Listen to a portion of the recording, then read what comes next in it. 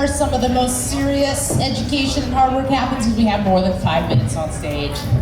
Well, you're in for a real doozy today. The legendary, the non-public, the usually completely private, this is the Women of Weed panel. Couldn't be happier to be moderating today, and we're going to kick it off with everyone giving an introduction, who they are, what brings them to Hempfest, but you only have 2 minutes. Starting. I'm Susan Squibb. I came from the Mile High City, Denver, Colorado.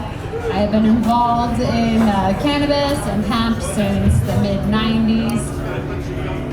I have been operations director for edible companies, analytical labs, CBD companies. I wrote the freelance column Ask the Cannabis for The Cannabis for a couple years. I am a paralegal at a cannabis business law firm with offices in Denver and LA. That's McAllister Garfield. I'm very excited to represent the honorary Women of Weed. That's the women that age. I'm 103. I'm so excited to be able to tell you my number. So outside of our system. She's coming out. Yes, outside of her system. So the women in Washington have up to number 100. And so then for the honorary women that are outside of Washington, we have numbers. So I'm 103. So I was excited to be the third woman outside of the state of Washington asked to be a member of Women of Weed. There's so much that I want to say, but 2 minutes up. But I want to mention that in addition to being a proud member of Women of Weed, I have been producing an event in Denver since 2011. It's called Mother's High Tea. I had speak at the event in 2017. And so it's a way to build community for women in Colorado, in the Denver area.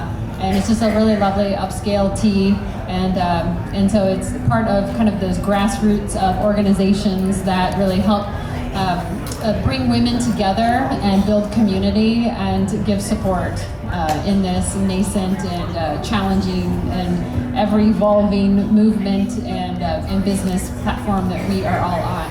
Pleasure to be here. My name is Lara Kaminsky.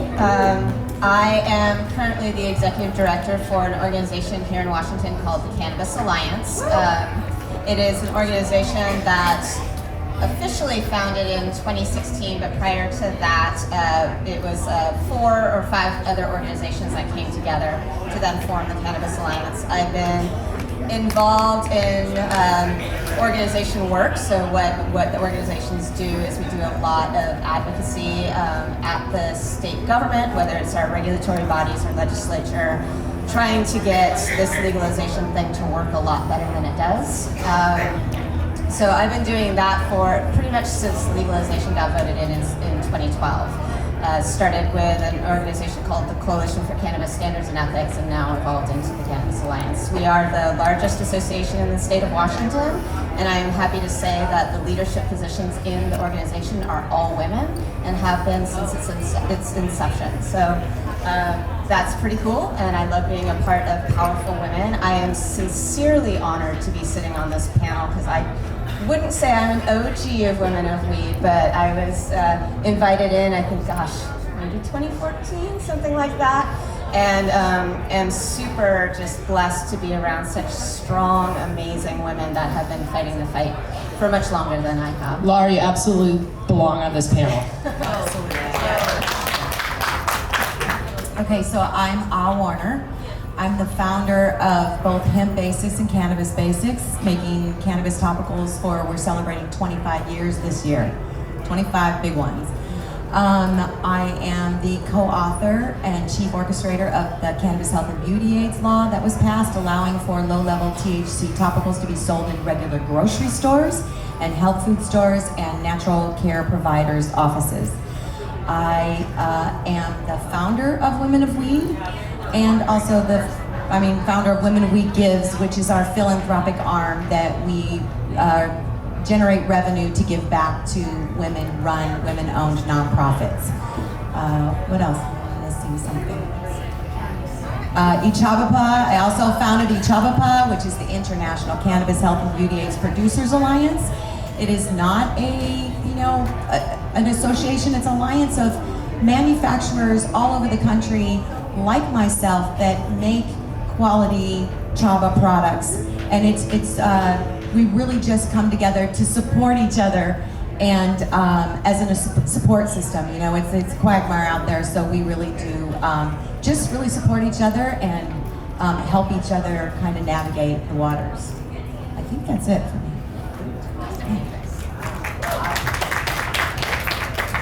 My name is Joy Beckerman, and after 20 years in Seattle, and I miss everyone so much, I moved back to upstate New York, where I live about 11 miles south of Woodstock.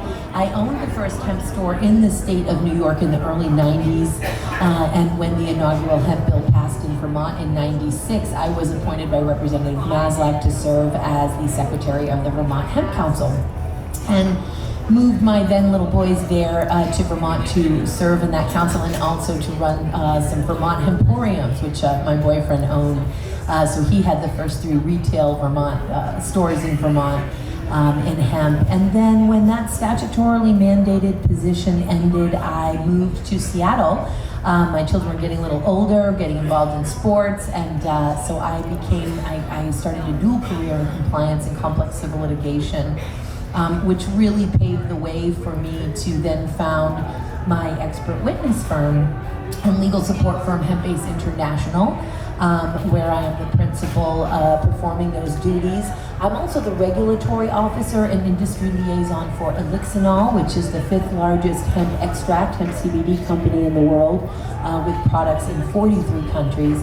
And I'm the co-founder and senior advisor to Colorado HempWorks, which is the nation's first post-prohibition hemp grain processing facility, and that's located in Colorado. But my loves are in the nonprofit world, and at my roots, I am a grassroots activist. That is where my heart lies, is in advocacy. So I serve as president of the Hemp Industries Association, which was formed in 1994. Really our nation's brain trust for hemp and expertise around the world for just the spectrum of industries that the versatile, valuable hemp plant serves.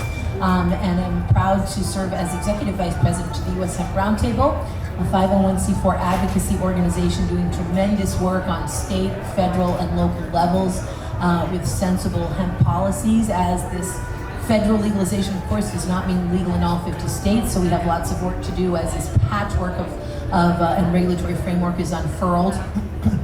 And also the vice president of the U.S. Hemp Authority, which has created the first current good manufacturing practices and good agricultural practices in hemp. But my heart belongs to all of cannabis, but my waking hours are devoted to hemp these days. It's quite a revolution.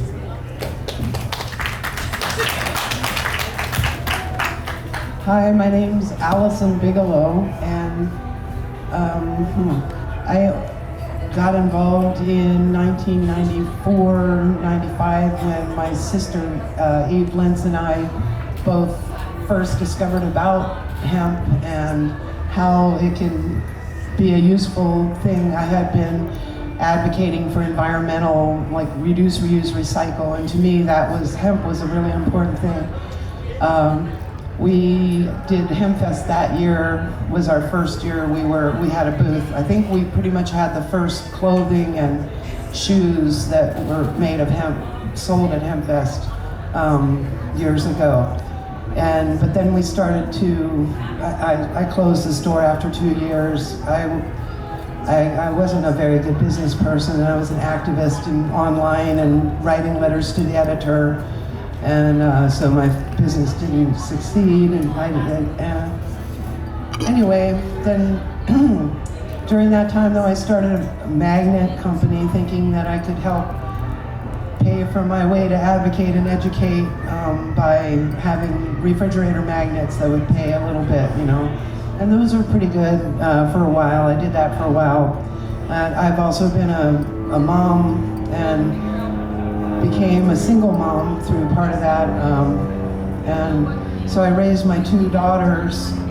Then I got involved with a collective in the area very early on in 2002, and I was one of the people that helped grow and I heard about CBD when everybody thought it was crazy to grow something that doesn't get you high, and I'm like, no, we really need this. And so I went to California and brought some seeds